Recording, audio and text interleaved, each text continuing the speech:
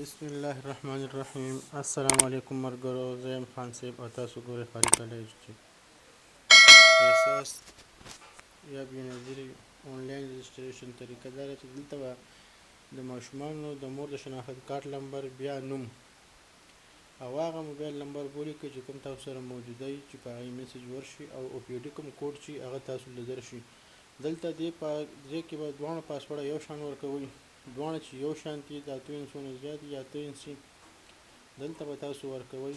نو دغه نمبر ته به بیا کوډ ځي، په رجسټر به کلیک کوئ. تاسو چې څنګه چې په رجسټر کلیک کوئ پی ټي کوډ به ځي، هغه به تاسو دلته بیا کاپي کړئ. دلته به چې کوم دی دا شناختی کارت چې کوم دی دا رجسټر شي.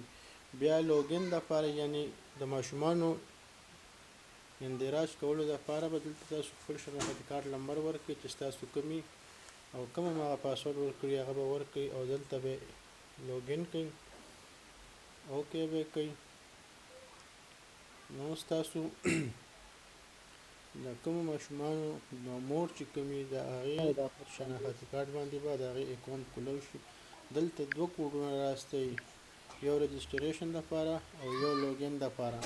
نو دلته به تاسو چې کوم دی لوګین والا کوډ ورکړئ، نو تاسو ته به کوم چې دا ایپ دی دا کولو شي. دلته به تاسو د خپلو ماشومانو اول به د ماشوم د پلار چې کوم شناختی کارت نمبر دی، نوم یې دی، یا تاسو کوم ځای اوسیږئ، خیبر پښتونخوا کې ډسټرکټ چې کوم دی پېښور هم دی، نو ښار هم دی، مثال خبره چارسده ده، چې کوم ستاسو وي هغه به تاسو دې کې کلیک کوئ او هغه به تاسو اوکې کوئ.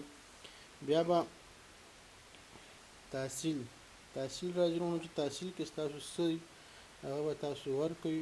تحصیل به بیا ایډرس لکه چې کوم ځای تاسو اوسیږئ، فرض که چارسده کې اوسیږئ، مردان کې اوسیږئ، پېښور کې اوسیږئ، دا دلته به د ماشوم د پلار د شناختی کارت نمبر ورکوئ. نو تاسو به دلته به انشاءالله